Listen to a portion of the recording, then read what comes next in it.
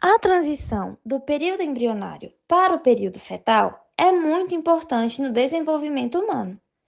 O desenvolvimento pré-natal é dividido em duas grandes fases: o período embrionário e o período fetal.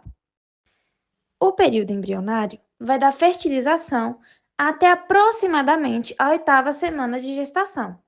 Durante essa fase, ocorrem eventos fundamentais, como a formação de órgãos e membros e o início da organogênese. Ou seja, é nesse momento que os sistemas do corpo começam a se formar. A partir da nona semana, entramos no que chamamos de período fetal, que se estende até o nascimento. Esse período é caracterizado principalmente pelo crescimento e amadurecimento dos sistemas já formados. A estrutura básica do corpo já está estabelecida, e agora o foco é o aumento de tamanho, o aperfeiçoamento funcional dos órgãos e o desenvolvimento de características externas do feto, como o tamanho e peso. Essa transição entre os dois períodos marca uma mudança de foco. Saímos de um estágio de formação estrutural para um estágio de desenvolvimento funcional. É quando o embrião, agora chamado de feto, começa a se preparar para a vida fora do útero.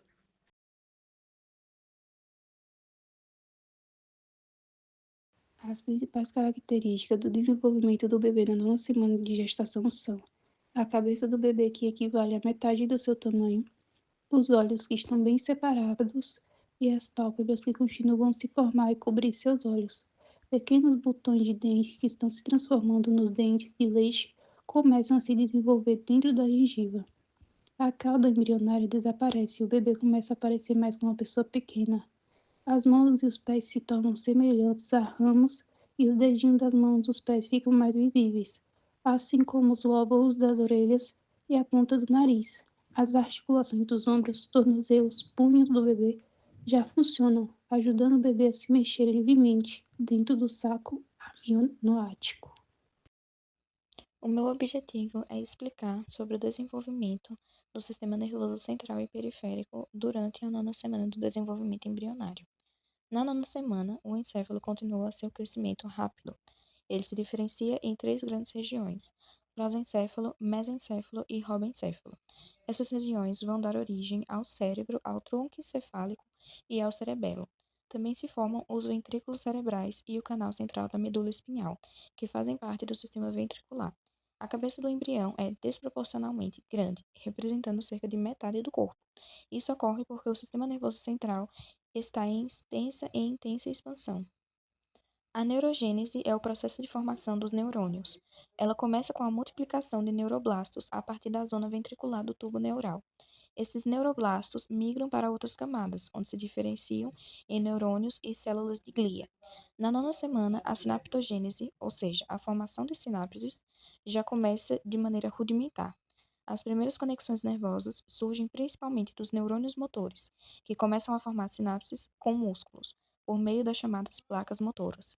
Essas sinapses ainda são simples, mas representam o início da conectividade neural. As células da crista neural surgem nas bordas do tubo neural e migram para diversas partes do corpo. Durante essa semana, elas dão origem a estruturas importantes do sistema nervoso periférico, como gânglios sensitivos, da raiz dorsal, neurônios do sistema nervoso autônomo, células de Schwann, responsáveis pela mielinização dos nervos. Além disso, essas células também formam outras estruturas, como melanócitos e a parte da face. A crista neural é conhecida por sua alta plasticidade e capacidade de migração. Na nona semana, o embrião começa a apresentar os primeiros nervos funcionais. Isso inclui os nervos cranianos e os nervos espinhais. Os axônios motores se estendem a partir da medula espinhal e as raízes ventrais se formam. Ao mesmo tempo, os axônios sensitivos, oriundos dos gânglios da raiz dorsal, formam as raízes dorsais. Esses nervos se unem para formar os nervos mistos, que conectam o sistema nervoso central à periferia. É também nesse período que os circuitos motores iniciais se formam, o que permite as primeiras respostas reflexas simples. Todos esses processos ocorrem simultaneamente e de forma integrada. O sistema nervoso central fornece as ordens e interpreta os sinais. Já o sistema nervoso periférico leva e traz as informações do corpo. O sistema nervoso ainda está longe de estar funcional, mas sua base está sendo firmemente estabelecida nessa semana. Esses eventos são fundamentais para que nas semanas seguintes o feto comece a se movimentar espontaneamente e a responder a estímulos. Essa fase é muito sensível. Exposição a substâncias tóxicas como álcool ou medicamentos inadequados pode afetar negativamente o desenvolvimento neural. Malformações como a espinha bífida ou anencefalia se originam de falhas na formação do tubo neural ou migração da crista neural. Portanto, o conhecimento deste período é essencial para prevenir e diagnosticar problemas neurológicos precoces. Durante a nona semana, o sistema nervoso está em formação intensa. A diferenciação do encéfalo, a neurogênese, a sinaptogênese, a migração das células da crista neural e a formação dos nervos marcam o início de um sistema nervoso funcional. Essa fase é um verdadeiro alicerce para o desenvolvimento neurológico do feto. Compreender esse processo é essencial tanto para a embriologia quanto para a prática clínica. Eu vou falar sobre o desenvolvimento do rosto e das estruturas faciais do embrião na nona semana de gestação. Essa fase ela faz parte do período embrionário tardio, que é onde muitas estruturas já começam a tomar forma e já está ali em um estágio avançado de formação inicial. Na formação geral do rosto mesmo, ele já começa a ter uma aparência mais humana. Por exemplo, os olhos, que antes ficavam nas laterais da cabeça, começam a migrar para frente e se aproximar da posição normal. As orelhas também se movem para as laterais da cabeça. E ainda no desenvolvimento dos olhos, é possível observar eles, mas ainda tem uma fina membrana que cobre por cima. As narinas também já se tornam mais evidentes, o nariz começa a se projetar levemente, delineando o perfil facial. Já os lábios, eles estão se formando, em específico o lábio superior, que a gente consegue ver melhor, e a mandíbula também é notável e se encontra em crescimento. Os processos palatinos que formam ali o céu da boca também estão em fase inicial de crescimento, mas ainda não está nada completo, só está começando. Inclusive, as falhas nesse processo podem resultar na fenda palatina, que é quando o bebê nasce com uma fenda no céu da boca. E por último, os brotos dentários dos dentes de leite que começam a se desenvolver na gengiva. Eu irei tentar ser breve de uma forma compreensível e vou falar sobre os 3 sistemas importantes no desenvolvimento do feto: o digestório, o urinário e o cardiovascular. Começando pelo sistema digestório, um pouco antes da nona semana, o intestino já está formado e dividido em 3 partes: o anterior, o médio e o posterior. O intestino médio passa por uma rotação fora do abdômen, mas por volta da nona semana, ele volta para a cavidade abdominal, e ali, em meados da 10ª semana, essa rotação é totalmente finalizada. Órgãos como fígado e pâncreas já estão presentes, mas ainda em desenvolvimento. Nessa fase, o intestino começa a se diferenciar, construindo as viselosidades e glândulas, e o fígado e o pâncreas começam a funcionar de forma mais ativa. Já no sistema urinário, um pouco antes da nona semana, os rins se formam na mesoderme intermediária e a partir da nona semana, eles se posicionam na lombar. Já começam a produzir urina e, ainda que de forma imatura, essa urina é liberada no líquido chamado de líquido amitótico. E a bexiga e a uretra continuam se desenvolvendo e essa fase marca o início da função renal do feto. E no sistema cardiovascular, antes da nona semana, o coração já tem suas estruturas principais formadas, como átrio, ventrílocos, válvulas e etc. A partir da nona semana, ele já está ativo e de forma funcional, com a circulação bem organizada e os batimentos cardíacos já perceptíveis. A vascularização continua se expandindo e acompanhando o crescimento do feto. A circulação fetal conta com algumas estruturas adicionais, como o forame oval e os ductos venoso e arterial, que ajudam a direcionar o sangue da melhor forma enquanto os pulmões ainda não estão funcionando. A formação inicial do sistema esquelético. Na nona semana, o esqueleto do embrião já está quase todo formado por cartilagem hialina. É um tipo de cartilagem flexível que permite o crescimento e a modelagem da estrutura esquelética.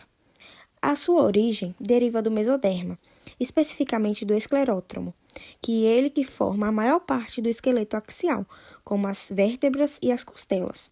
E a ossificação endocondral é a principal tipo de ossificação dos ossos longos, como o fêmur, e ele ocorre em 3 etapas. Na primeira etapa, o molde de cartilagem hialina é formado. Logo depois, o molde é invadido por vasos sanguíneos. Após essa invasão, a cartilagem é destruída e substituída por tecido ósseo. No processo de ossificação dos ossos longos, o centro primário da ossificação aparece primeiro na diáfase, que é o eixo central dos ossos longos. As principais células são os osteoblastos, que produzem a matriz óssea, e os osteócitos, que mantêm o tecido ósseo vivo e funcional. Já para diferenciar os membros inferiores e superiores, eles sofrem um tipo de rotação. Os superiores, uma rotação lateral, e os inferiores, uma rotação medial. Isso explica o porquê os cotovelos apontam para trás e os joelhos para frente, e as articulações são formadas entre os moldes cartilaginosos dos ossos adjacentes. Já a apoptose, que é a morte celular programada, ocorre entre os ossos que inicialmente eram unidos, mas com a apoptose ocorre essa separação. Como exemplo, os ossos da mão, que inicialmente eram todos em conjuntos, mas com a apoptose sofreram a separação. Formação e função da placenta na 9ª semana do desenvolvimento embrionário. Importância. A principal função da placenta é realizar essa comunicação entre o corpo da mãe e o feto, sendo um órgão materno-fetal formado gradualmente nos 3 primeiros meses, porque a 9ª semana está ali entre os 3 primeiros meses da gestação e tem como principal função fornecer nutrientes e oxigênio para o bebê. E também elimina resíduos, gás carbônico e produz hormônios fundamentais para esse período. Como a placenta está na 9ª semana?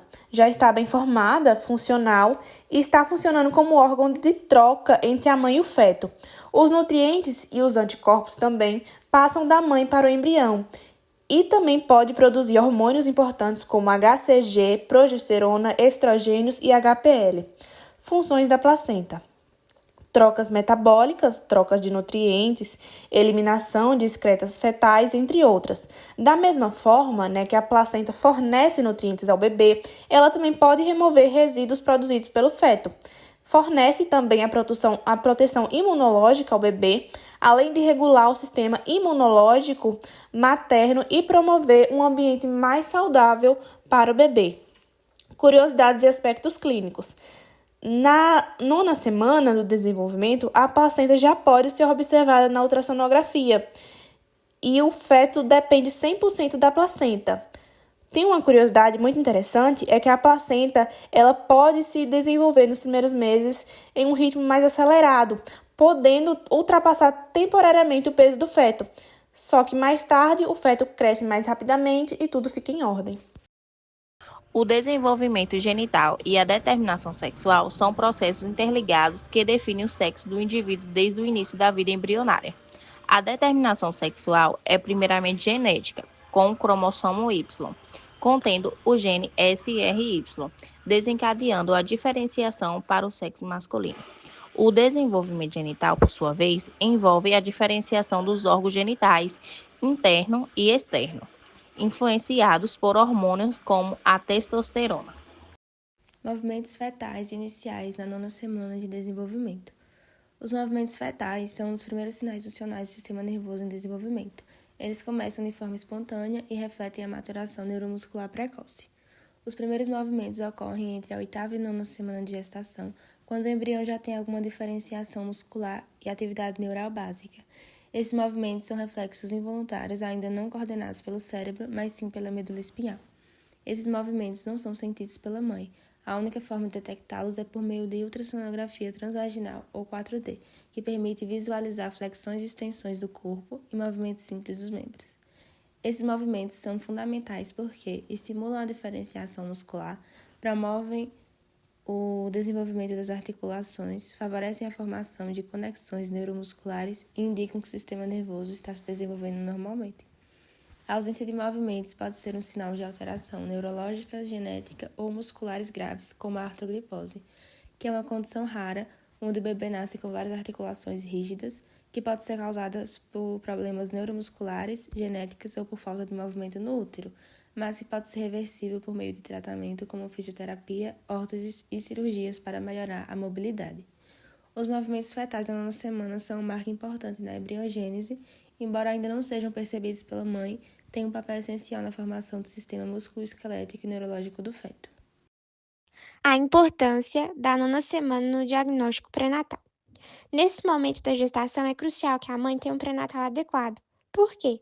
Porque ele permite o monitoramento completo da saúde tanto dela quanto do feto, nessa fase que é tão importante e delicada, além de também garantir uma gravidez saudável e um parto seguro. O pré-natal, ele pode detectar precocemente algumas complicações, que podem ser anomalias ou patologias, o que dá a possibilidade de um melhor prognóstico, um acompanhamento e um tratamento especializado, intervenções intrauterinas, ou seja, decisões médicas mais seguras e eficazes. Os principais exames realizados são: o hemograma completo é um dos primeiros exames a ser solicitado, porque ele avalia o estado geral da saúde da mãe, se ela tem anemia, infecções, etc. A tipagem sanguínea e o fator RH, ele detecta possíveis incompatibilidades sanguíneas entre a mãe e o bebê, o que é fundamental para prevenir doenças como a eritroblastose fetal, por exemplo. Já a dosagem da glicemia de jejum, que é o exame que as grávidas mais odeiam, ele é importante para detectar os riscos da diabetes gestacional. Por que que é tão importante detectar a diabetes gestacional? Porque ela pode causar malformações fetais, macrosomia, que é um bebê muito grande, hipoglicemia neonatal, um parto prematuro e até pré-eclâmpsia. Os exames de sorologias na gravidez são exames de sangue que avaliam e pesquisam a presença de infecções na mãe, pois essas infecções, como HIV, sífilis, toxoplasmose e etc., podem trazer consequências graves para a vida fetal. Também é feita a ultrassonografia obstétrica, mais conhecida como ultrassom. É o principal exame para dar uma visão clara e exata do desenvolvimento fetal dentro do útero. Ela pode confirmar a idade gestacional, né? Detectar malformações e os batimentos cardíacos. E o que é importantíssimo para uma via de parto e um planejamento de parto adequado, ela acompanha a posição do feto e da placenta e também verifica a quantidade do líquido amniótico. As ultrassons principais são a inicial, que é a transvaginal, e a morfológica, que é realizada no segundo e no terceiro trimestre. E por último, existem os exames genéticos em alguns casos indicados, como o PAPA-A, que avalia a proteína plasmática, e o beta-HCG. Ambos auxiliam na triagem de síndromes genéticas. Além dos exames, alguns cuidados são recomendados, como alimentação equilibrada, uma boa hidratação, exercício físico, a suplementação com ácido fólico, que evita defeitos no tubo neural, em alguns casos também é recomendado repouso. Enfim, o acompanhamento médico contínuo, ele é essencial para uma gestação saudável e um parto satisfatório.